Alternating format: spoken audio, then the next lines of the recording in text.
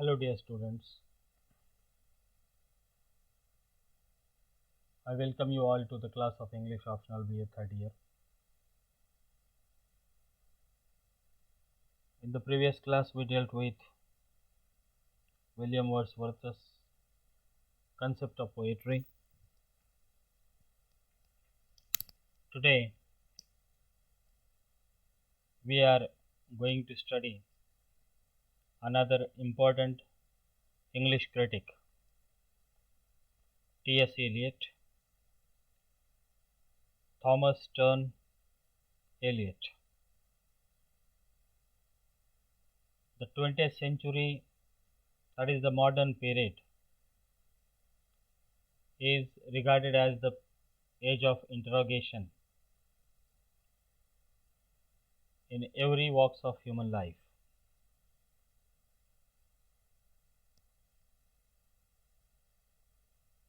In the previous age, that is Victorian period, people accepted authority in every walk of life.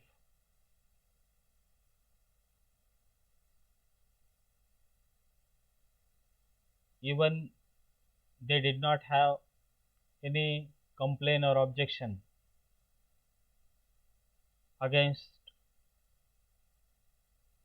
authority. They accepted the established order in religion, politics, industry,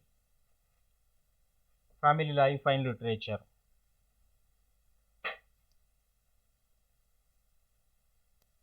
In literature, the Romantic tradition was the authority or established order at that time. But in the last decade of Queen Victoria's regime, some of the most cherished ideals, even in the sphere of literature and criticism, were openly questioned. The new trend, art for art's sake, is such one of the question mark. It was the beginning of the new era, that is, the age of interrogation or age of inquiry. The 20th century great dramatist, George Bernard Shaw, was one of the earliest writers of the new era who shook the old order. Interrogate before you accept became motto of this age. Question, examine, and test were the watchwords of this creed. Because of this new trend, the old established trends in literature and criticism got a sea change.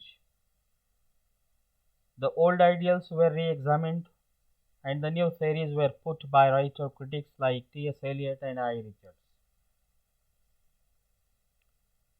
Impressionism, symbolism, psychological criticism, and sociological criticism, etc., were some of the few new trends in literature and criticism in this age. Dear students, let us know something about T.S. Eliot. The full name of T.S. Eliot is Thomas Sterne Eliot. He is the most influential of all modern critics.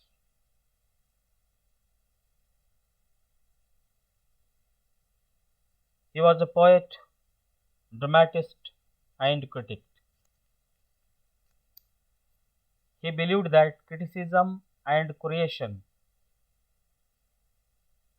are complementary activities and therefore a good poet can only a good critic. T.S. Eliot has expressed his view on all the aspects of literature and life, on the problems and process of creative activity, on the survival of culture and civilization, on religion and on social values. In literature, he is a classicist. He supported orderliness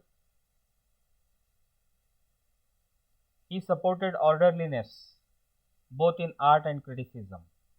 As a critic of life and letters,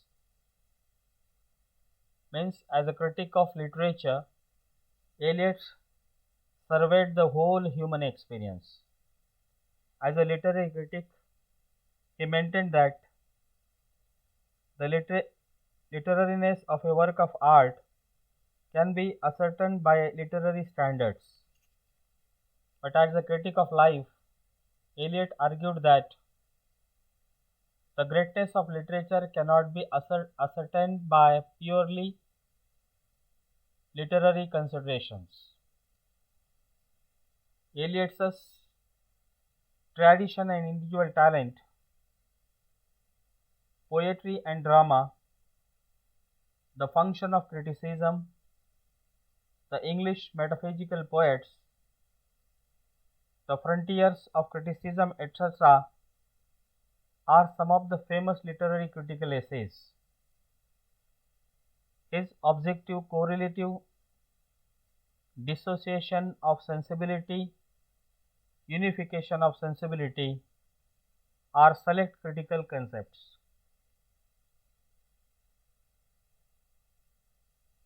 Today, we are going to study T.S. Eliot on classicism or romantic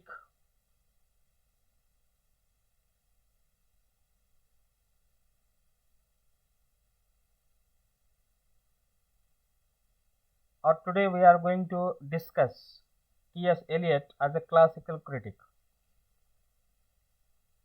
In English criticism, the two trends, namely classicism and romanticism, were always been powerful. Classicism asked the critics to follow the principles of allegiance to an outside authority, and romanticism gave importance to individual liberty. Eliot is classical. He valued orderliness both in art and in criticism. He said, men cannot get out on without giving allegiance to something outside themselves. As the citizen follows the rules of the government and the believer to his church, so the critics has to give it to some common criterion of rightness. T.S. Eliot was a classicist in literature and not a romantic. The anti-romantic and anti-humanist reaction began in the early 20th century. T.H. Hume started it and T.S. Eliot completed the same. It is Eliot who strengthened the reaction against romanticism and paved the way for the rise of neoclassicism. T.S. Eliot found that the Romantics stressed much on the human personality. They gave importance to inspiration. They refused to recognize authority outside themselves. Eliot thought that this liberty and inspiration give way to vagueness and immaturity to romantic art. Eliot valued the tradition and an outside authority in literature. According to him, the poet must show loyalty to some authority outside himself. He must learn and practice self-control. He must revise and re-revise what he writes. T.S. Eliot valued classical art for its clarity and for its formal perfection. He writes the difference between the romantic and classic art. That is, that between the complete and fragmentary, the adult and the mature, the orderly and chaotic. As a classicist, T.S. Eliot opposed the romantic subjectivity. According to him, it is the uncontrolled expression of emotion which led the romantics into vulgar excesses of all sorts. Emotion in poetry must be depersonalized. Aristotle's artistic self-effacement is essential for great art. The Romantic lacked this self-restraint, which is the basics or the special feature of classical poetry. His principles as a classicist. T.S. Eliot's classical bias is seen both in his critical and poetical works.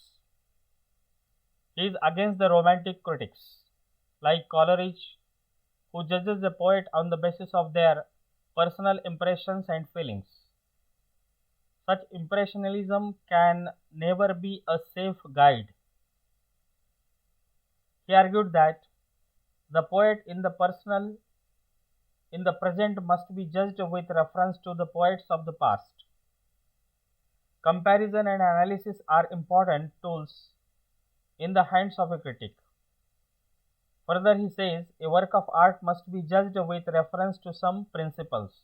For example, a critic must examine whether a particular poet is successful to depersonalize his emotions or not. Again, a critic must see whether that poet's poetry shows a fusion if thought and feelings are not. Thus, objective correlative, unification of sensibility, and adherence to tradition are the touchstones to measure the greatness of a work of art. T.S. Eliot is a classical critic, but with difference, because he is different from the earlier classical critics like Dryden, Dr. Johnson, etc.